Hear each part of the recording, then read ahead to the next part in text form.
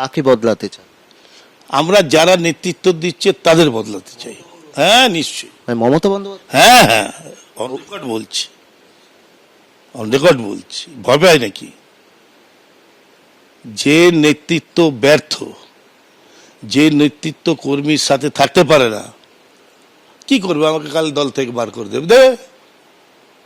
I don't bother. নির্বাচনের পরে উনি বললেন যে আমি পদত্যাগ করব না, জোর করে হারিয়ে দিয়েছে।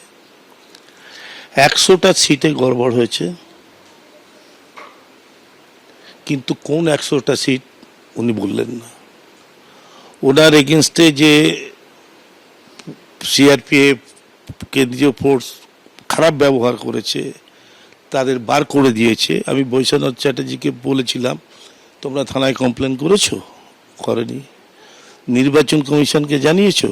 জানায়নি। তাহলে কোর্ট অফ লতেও আমরা যেতে পারবো না। এখন উনি এই 3-4 দিন ধরে বলছে ওই 100টাকে এখন বলছে 150 সিট। তো কি উনি বলছেন আমি ঠিক বুঝে উঠতে পারছি না। আর একটা দিক সাংবিধানিক, সেটা হচ্ছে উনি যখন রেজিগনেশন দিলেন না, খুব ভালো, রেজিগনেশন দেয়নি।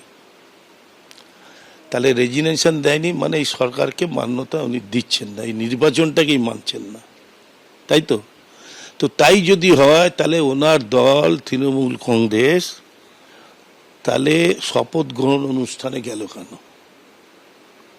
বিরোধী দল করলো কেন? কেন চিফ হুইপ করলো? একদিকে সংবিধান মানছি না, নির্বাচন মানছি না, রিজাইন দিলাম না, আবার সেটাকে মেনে সেখানে আমাদের প্রতিনিধিদের শপথ করালাম। এই যে লোককে বোকা বানানো,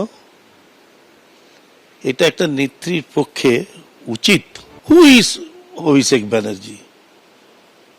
অভিষেক ব্যানার্জি একটা বাড়ির একটা ছেলে, পড়াশোনা শিখে সেখান থেকে মানুষ হয়েছে। অভিষেক ব্যানার্জি তৈরি করেছে কে?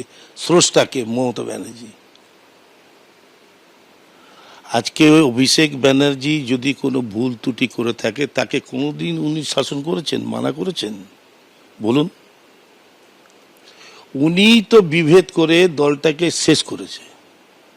আপনারা মনে করে দেখুন, যে আজকে মুখ্যমন্ত্রী শুভেন্দু অধিকারী, ও মমতা ব্যানার্জির ব্লু আইড বয় ছিল, অনেকগুলো মন্ত্রিত্ব ছিল, সারা রাজ্য ঘুরে বেড়াতো, যুব কংগ্রেসের প্রেসিডেন্ট ছিল। কার মস্তিষ্ক থেকে এটা বেরোলো যুবা করার? যুবাটা কে করলো? কার সমর্থনে হয়েছিল? তাহলে অভিষেককে আজকে দোষ দিয়ে লাভ কি? আমার বাড়ির ছেলে যদি ক্রিমিনাল তৈরি হয়, তো আমি তো তাকে শাসন করব, বোঝাবো, যাতে সে রাজনীতিতে তার স্টেবিলিটি হয়। আজকে তো অভিষেক ব্যানার্জি নিজেই বিপদে পড়ে গেছে। তো স্রষ্টা তো উনি।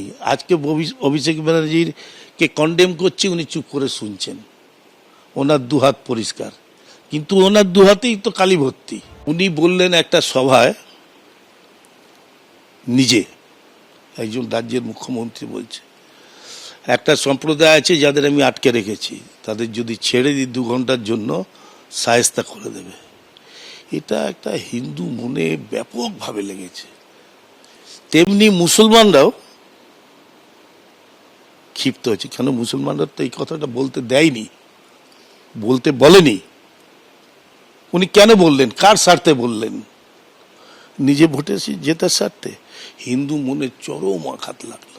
আপনি দেখুন, মালদা মুর্শিদাবাদে যে বিজেপি ভোট পেয়েছে, মুসলিমরাও আমাদের ভোট দেয়নি। এই ববি হাকিম হয়তো বলতে চাইবে না, ও তো ভিতু সম্প্রদায়ের লোক, আমি ভিতু না, ভয় পাই না।